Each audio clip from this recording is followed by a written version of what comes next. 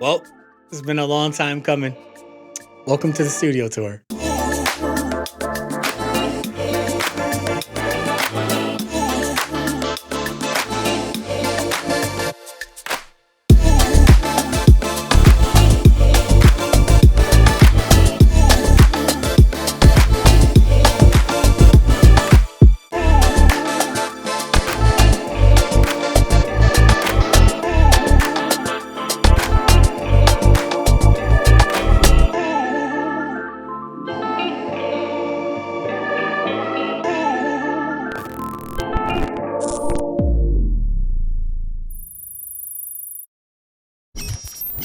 All right, welcome back to the channel.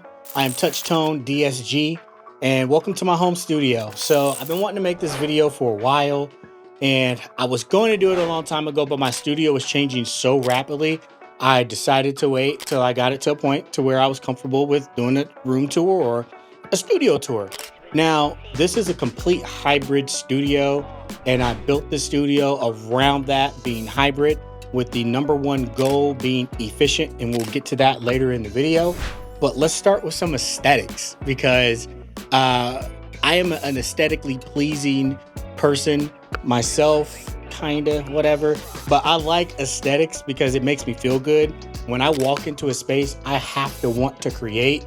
And so I surround myself with things that I like and that make me creative. Second thing is that you notice some of the B-roll has lighter, bright lights, but I wanted to get you guys in the mood to show you exactly what it looks like when I'm in here, right? So it's gonna be a little darker. It's gonna be a different studio tour. So let's start over here by the door. And so I got my little nerd stuff going. As you see, we got all of our tags. I'm gonna be wearing that in some upcoming videos. I'm probably gonna start with John Wick himself. Listen, let me tell you something. Don't start no shit in the Continental. It's going down. Then we got my wanted posters, you know what I'm saying, from One Piece. You know, got all the crews and whatnot. Yeah.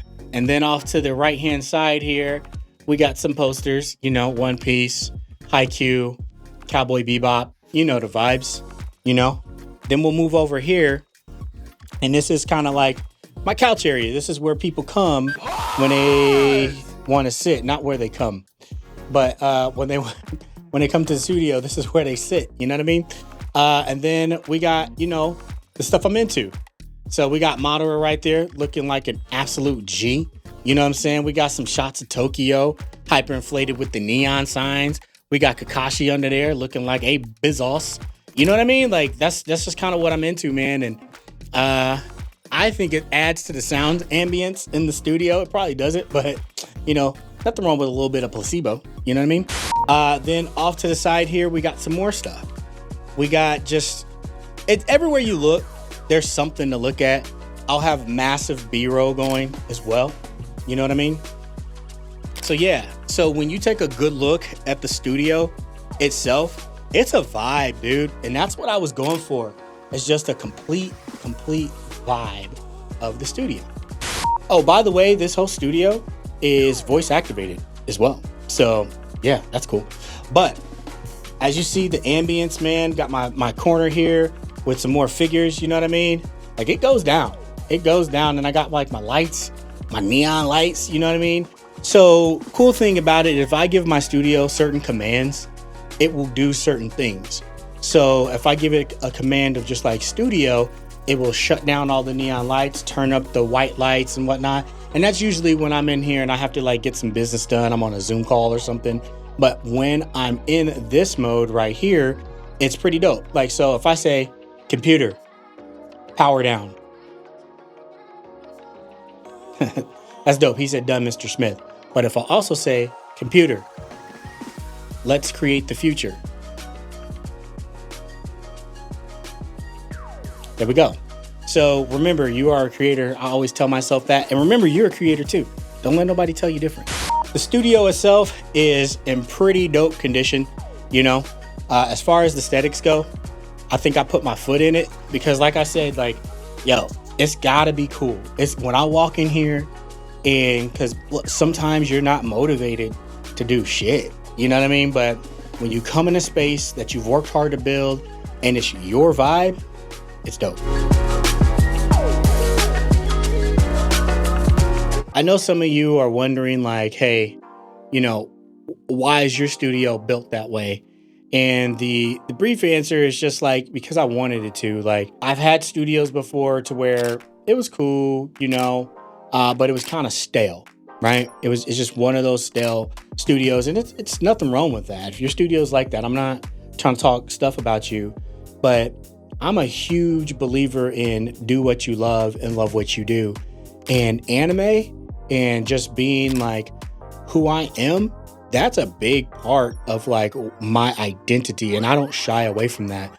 So I've seen people like, yo, why does a grown man have a studio full with anime? Because that's what I like to do, and I'm not really trying to impress nobody. This is for me. You know what I mean? And like just like I hope your studio is for you. And when you walk in your studio and you get that same feeling that I get when I walk in, like, damn, let's go, we did it, type of thing. So I wish that for you as well. If there's any kind of advice that I can give anyone, that I would give anyone starting their studio journey, is make sure you're doing it for yourself first before you try to impress other people that don't even give a damn about you in the first place.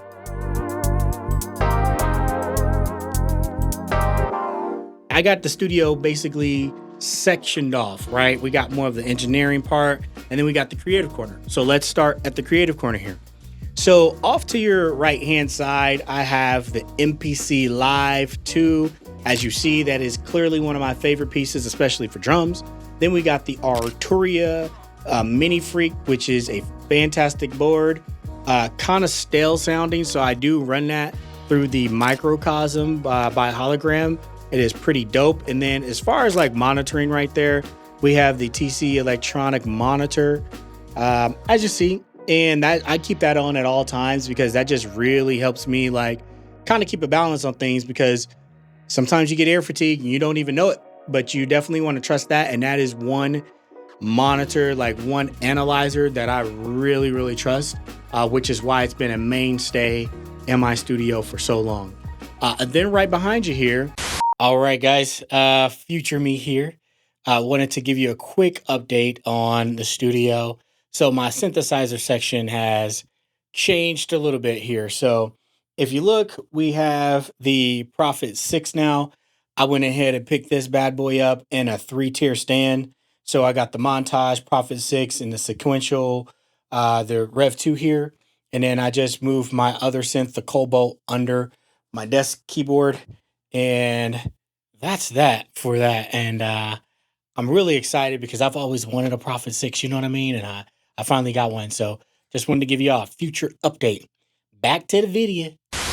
We have the newest member to the family, which is the Yamaha Montage. I am a big fan of that. I'll put some B-roll on that. But the Yamaha Montage, when I tell you this board is just a freaking beast, it is. And then on top of this, we do have the Modal Cobalt 8. I am a big fan of this. The sounds that come out of this digital analog synth is incredible. And I would implore you to try it. Oh, by the way, all this stuff that you see in the video, I'm going to put links below. So if you click those links, it will take you to the pieces I have. It is an affiliate link. It helps your boy out with the channel. Helps me get more gear.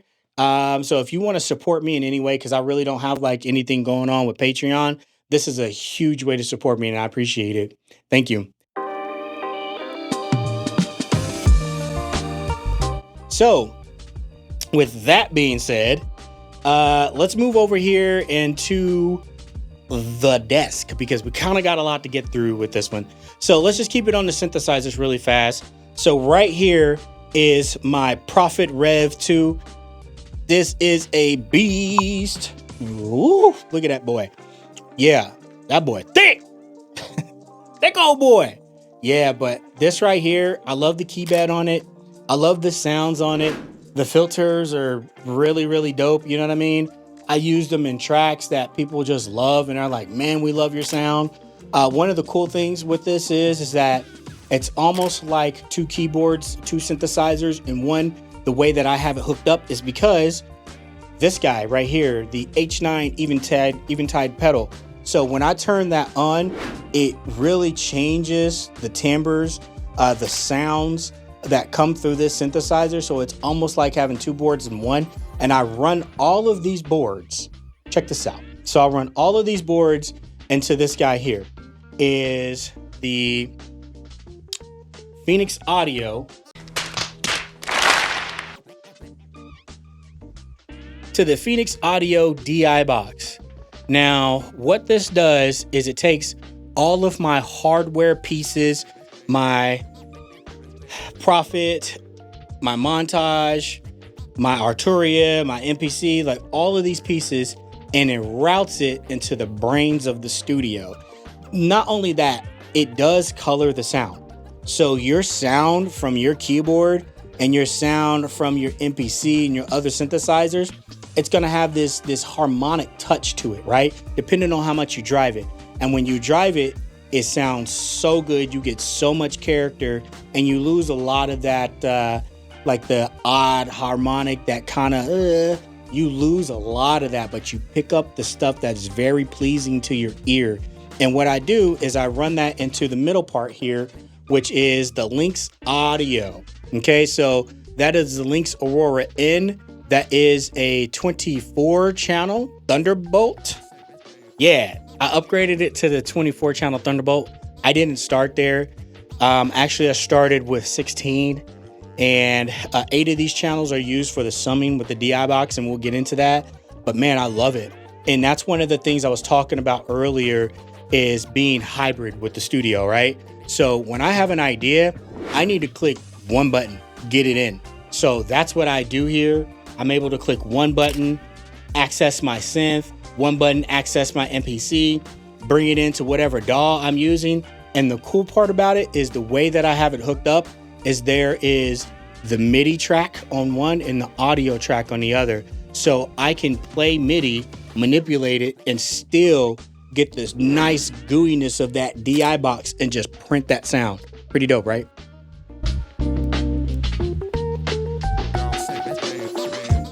All right, welcome back. Okay, so I probably put some B-roll right there. I don't know, man. So we're gonna continue on the desk tour, and we're gonna start with like the practical, how I get around. First of all, we got the Stream Deck by Elgato. I got so many shortcuts set up on this thing, man. It is pretty legit. For every program that I'm really using, I like it a lot.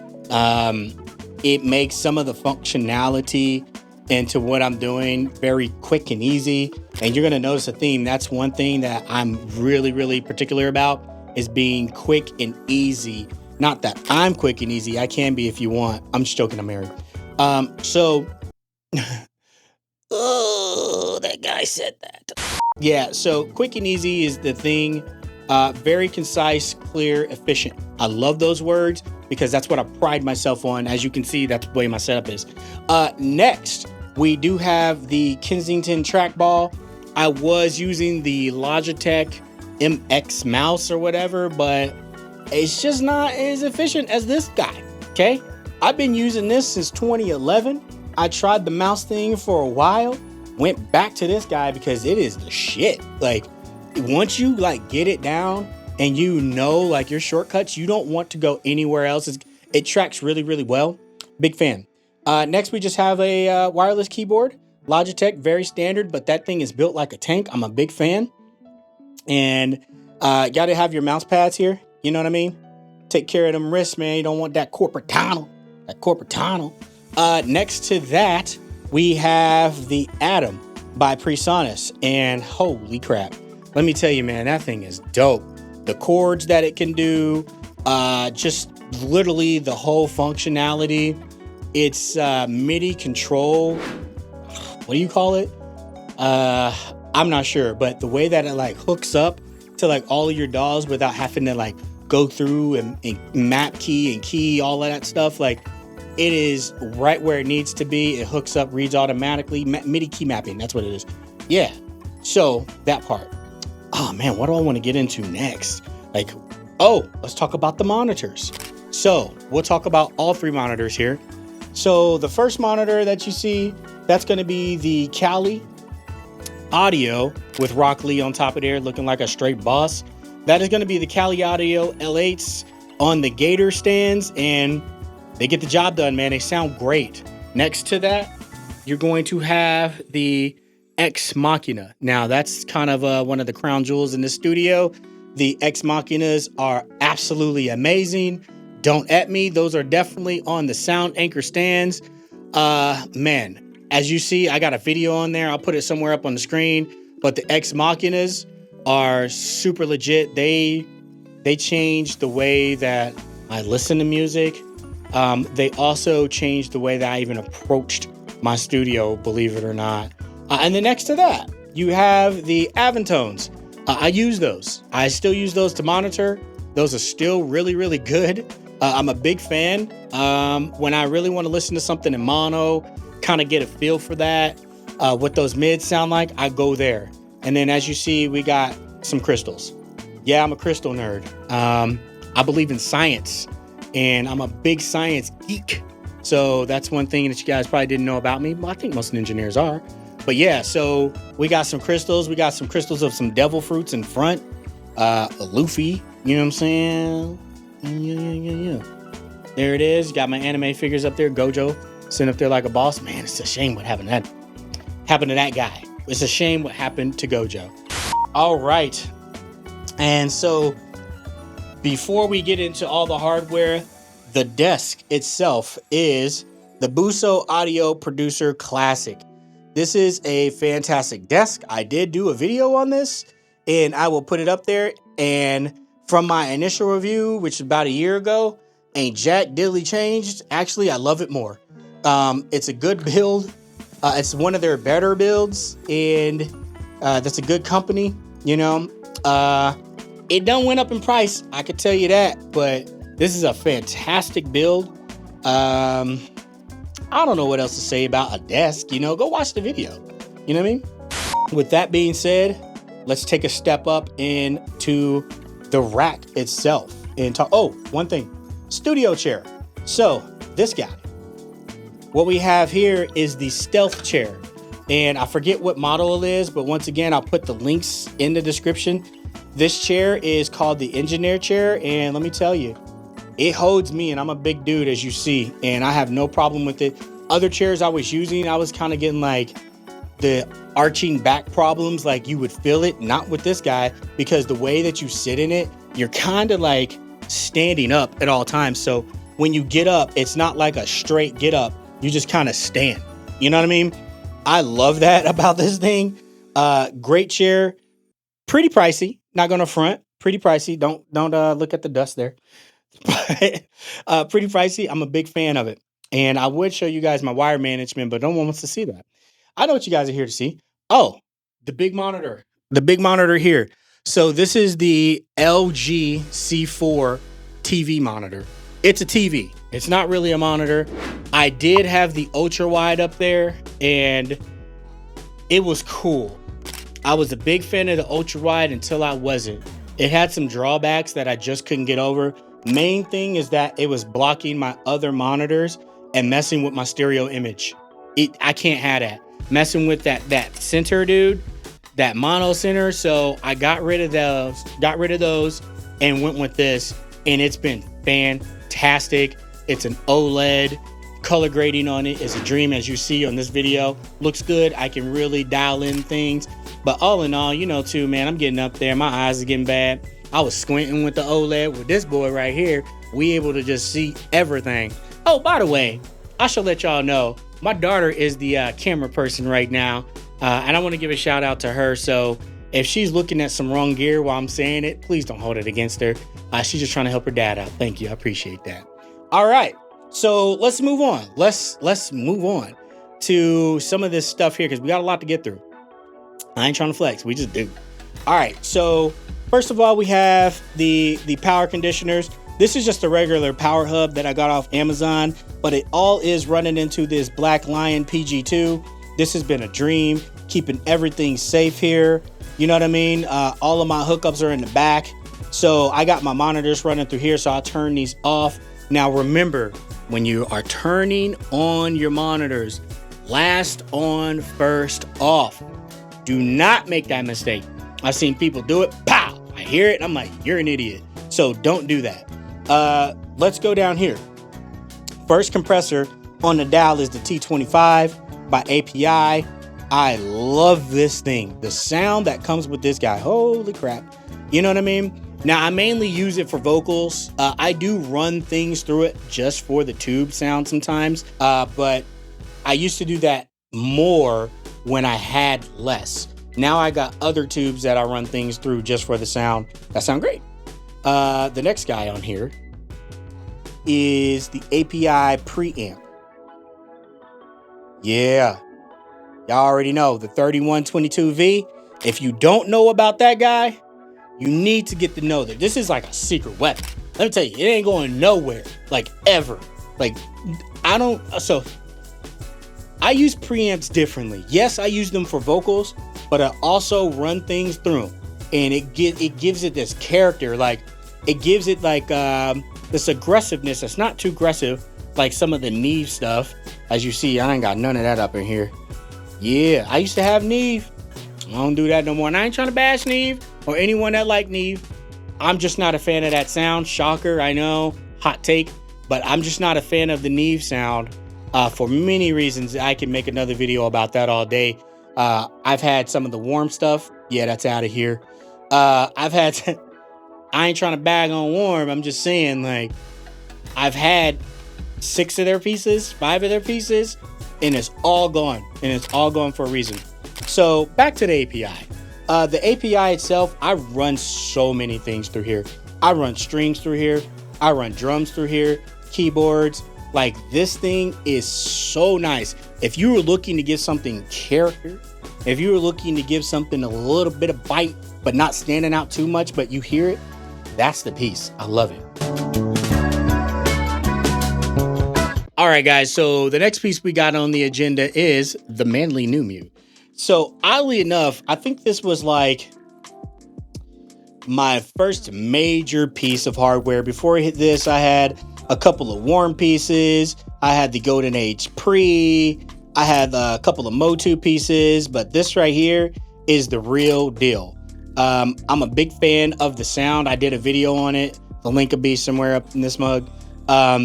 Big fan.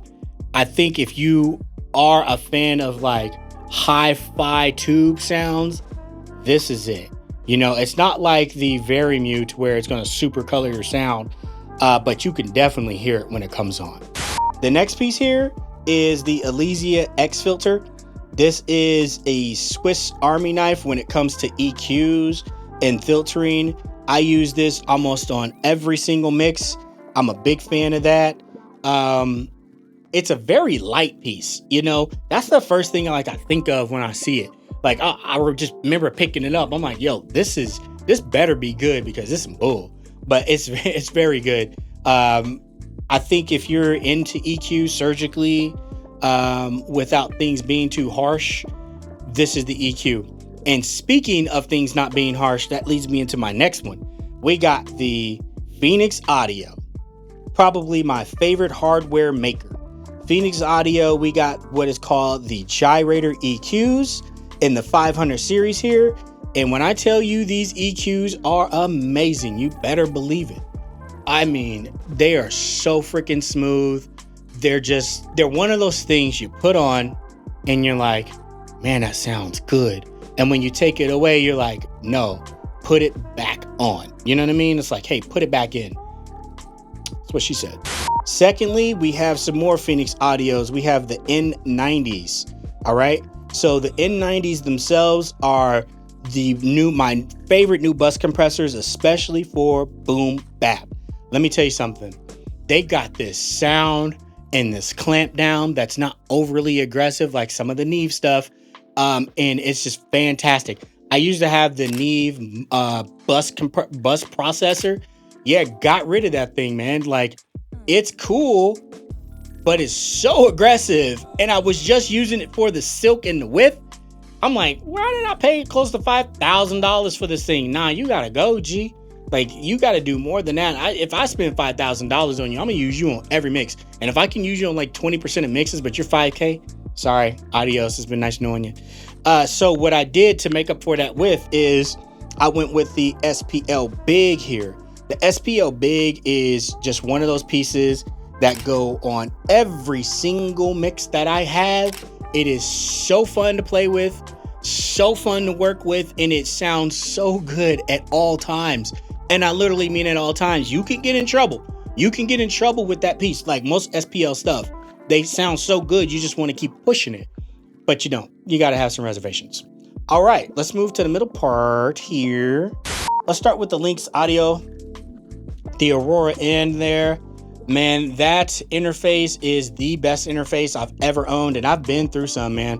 I have been through, let's see, the Mbox 1, Mbox 2, the Digio 1 from, I think it was Avid at that time. No, it was DigiDesign. Then I went to the Mbox 1 after that, or whatever, I don't know. Then we have the Motu 86 MK3 Hybrid. Then after that, we went into the Universal Audio, that one. And then I went into the SSL Big 6. See you later. That was out of here. Listen, the SSL Big 6 is a good interface for most people. But if you're doing high-end stuff and you want to record multiples at a time and you want stuff with really, really pristine converters, that's not going to be it. And at first, I thought it was it. And I did a video on it too, be here somewhere. And it's still good for most people, but I am a prosumer. I am a pro, right? So to me, it had to go, all right? So second thing we got here is the Flock Audio patch right here. And let me tell you, that is probably one of the brains of my computer. As you see, I got the brains back to back. And with that being said, the Flock Audio makes all of this possible, all of the routing in this possible, and I can use them like plugins. I don't have to patch anything. Those days are over with. That is archaic, right? So with the Flock Audio, I did a video on that somewhere here. And once again, I'm going to do a video on most of this stuff. You guys let me know down in the comments below, like, what do you want a video on? You know what I mean? Like, what is it that you really want to see most? But the Flock itself, man, can't say enough about those pieces. Shout out to Darren and them boys over there.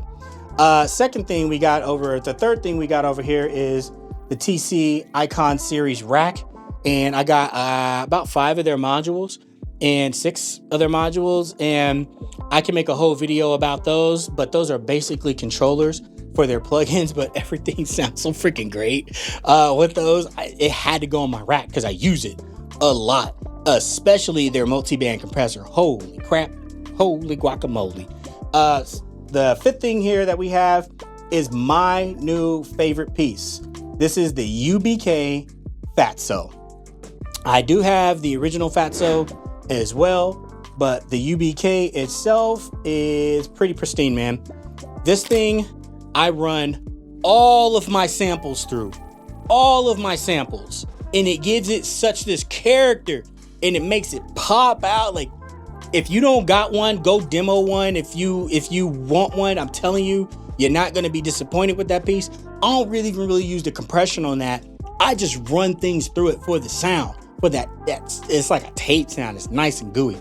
Love that. Oh, also, we have the mod to go with it, the Empirical Labs ELFTC. Now, this controls the compression. So say if I did want to compress this, you do both channels here independently, and it just gives you more of the sound, the saturation without the compression. Pretty dope.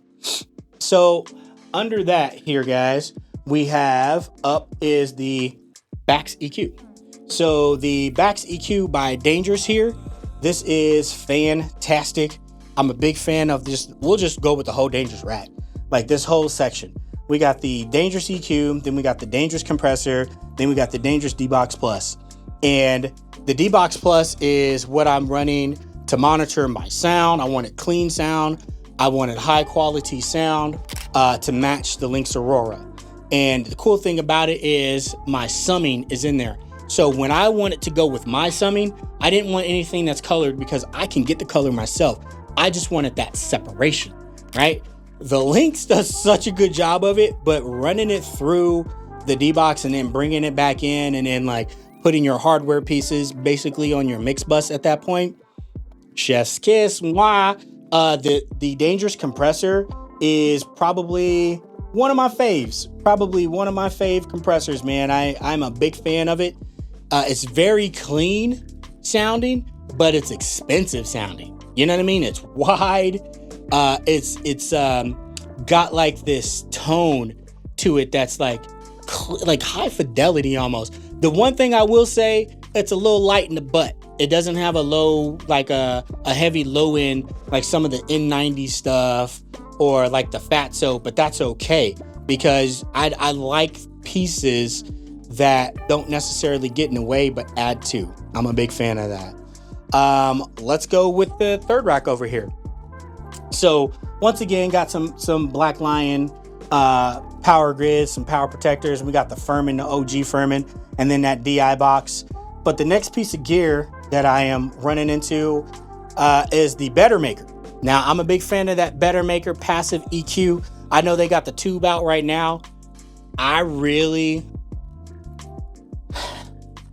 can't justify the price difference for that because once again, I got other pieces that do that. But that piece right there being like a Pultec style EQ that's digitally recallable is just, it's fantastic, man. I really like digital recallable stuff.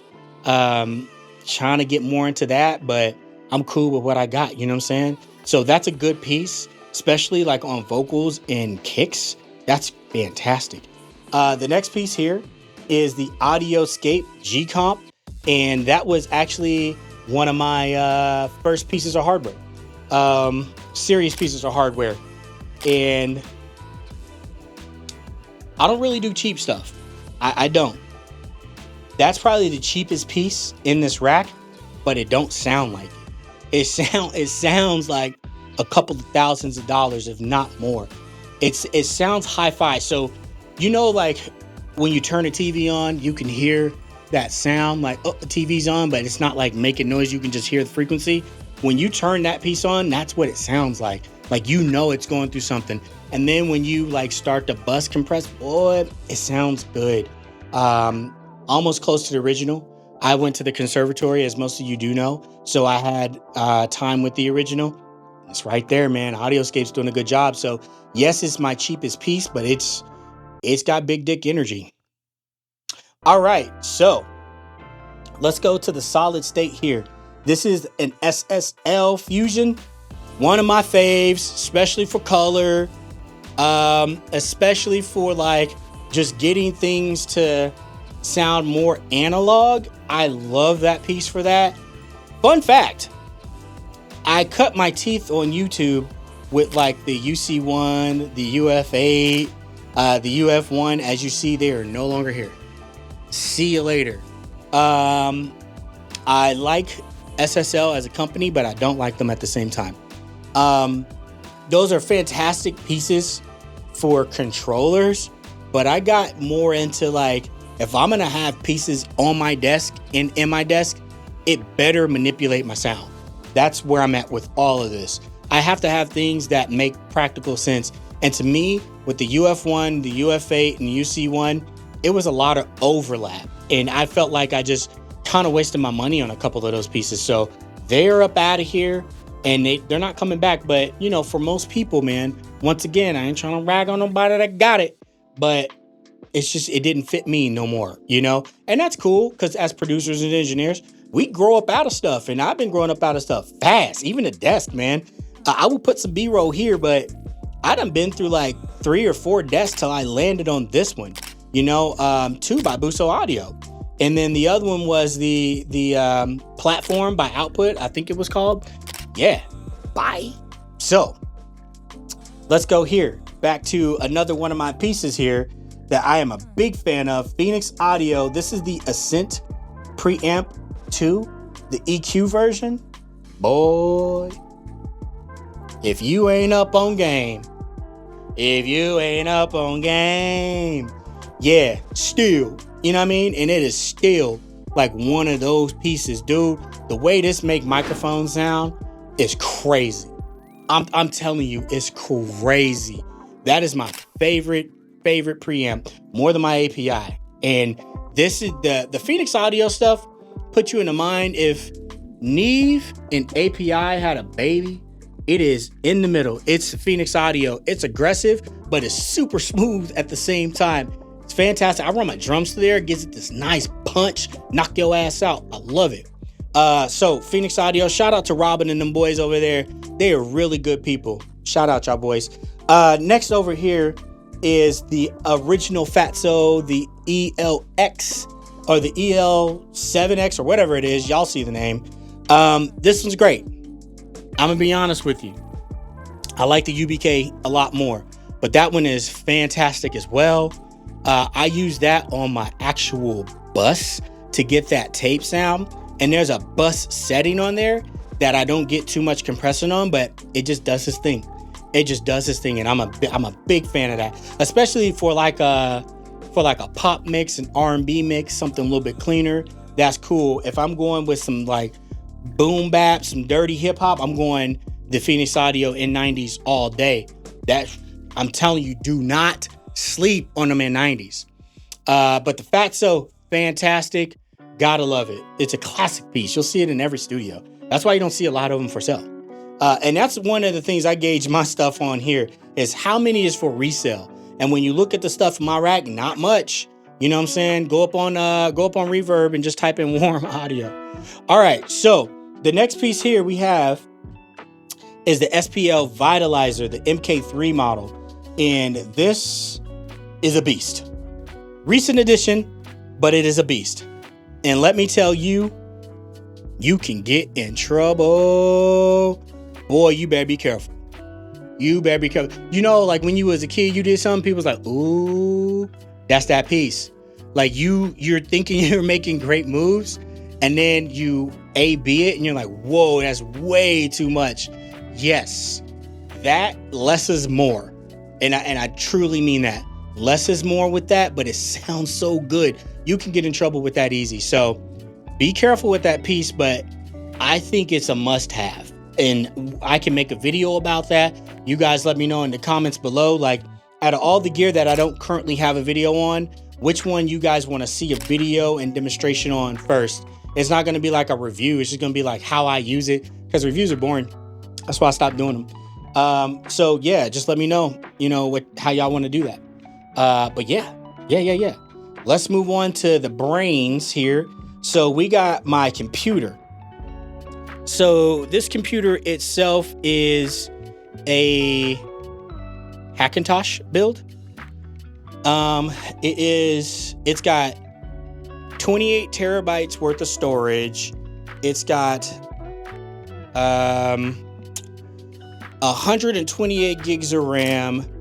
It's got 12 GPUs. They're clocked at like 4.0, 4.5, a bunch of other stuff, high HD cards, so I can do like 4K editing with like no problem, no issues on that. I'm just trying to think of everything that it did, because I priced that same like spec model out with Apple, and they wanted like 50 grand or something at that point. And I know someone that hooked me up for like just under 4K. Right at 4K for all of that, you know what I mean? And everything is NVMe as far as like the hard drives go, you know what I mean? I think it's the 3.0s, 4.0s, it's one of those. But yeah, I was like, yeah, do that, you know what I mean? Fantastic piece right there. Oh, by the way, we got over here under the MPC, we have just a regular LP player and the Micro Freak right there in, MF Doom. We got the Doom corner, baby. You know what I mean? Yeah, shout out to Doom, And then over here, we have just... Man, I'm trying to keep this short, y'all. I appreciate you rocking with me. But we got my microphone corner here. So this is the mic. This is the advanced audio, the C800. I don't want to get into all the mics, because if I do that, we'll be here forever. So computer, turn on studio booth. There we go. So we have the advanced audio, the CM 800T. That thing, boy, stop playing with me. Stop playing with me. Yeah, this, that. Like, look it up. Look it up. I'm going to have a link in the description for you, but I don't think that's going to be an affiliate link. I don't even know if they get down like that, but still, y'all got to have a link to that. I do put the Ziploc bag over it. You know what I'm saying? Just for, it gets dusty here in Arizona. And anyone that's an Arizonian will know what I'm talking about. Okay. And by the way, the acoustic paneling, don't have a ton of it, but the acoustic paneling here is by Prime Acoustics. I don't know where I got this. I think I might have gotten it off of Sweetwater or Zounds. Both of those is where I shop. Man, I think I might have gotten it off Zounds, to be honest with you. But this really works well in this room. That's one thing about, you know, owning your own studio, home studio. No room is perfect, but you got to get to know your room. You know, so when you get new monitors, I've seen reviews where people be like, oh my God, it instantly took my mixes better. Cap. You got to get to know your stuff in your room and do a lot of referencing. So it's really good to like have a pair of headphones that you trust. So you know when you're mixing in your room, you can reference those headphones and be like, oh, okay, I see where that's sitting. And then the more mixes you do, it gets better, man. I don't know. You know, I see a lot of things on YouTube. I be like, yo, they be capping. I hope people don't be buying it. You know, but it is what it is, man. I get it. I love y'all all. I really do. So, moving right along, baby. One of the other things I'm super proud of is right above you. It's my studio cloud. Me and my wife and my 2 kids, we took time to build this. It's about 3 years old, still holding up. It's so cool. It adds to like just the mood in the studio, the ambience. I'll put some B-roll of some cool stuff up there. You know what I mean? But I'm a fan of stuff like that. As y'all seen in the beginning, man, I'm just a fan of mood. Oh, and I'll share this with you. So I'm doing another build right now. So I got Studio B, and that's in a different part of the house. And that's got like my other synthesizers up there, like my other motifs and everything else. So this part right here, I'm doing just a retro closet feel. And this is for like 90s hip hop and stuff. It's not done yet. I literally just started it, but you know what I'm saying? We got the Doom mask, the figures, Bismarck, you know what I mean? Like just kind of going through, you know, because that's when I really fell in love with hip hop. So yeah, we got that. And guys, I don't know. Is there anything that I missed? There's so much up in here. For the most part, I think I hit everything. You know what I'm saying? Besides that TouchTone sign over there. That's been with your boy for a long time. You dig? You dig? But other than that, I think that's going to do it. Listen, I appreciate you guys rocking with me. If you like the video, listen, give me some likes, man. Share this mug because you know how the YouTube algorithm is and I'm not consistent enough. So definitely share this enough to people that you think might like this. Yeah, that's gonna do it for your boy. You ain't got to go home, but you got to get the hell up out of here. God, I've always wanted to say that and it didn't hit the way I wanted. But anyways, guys, till next time, peace.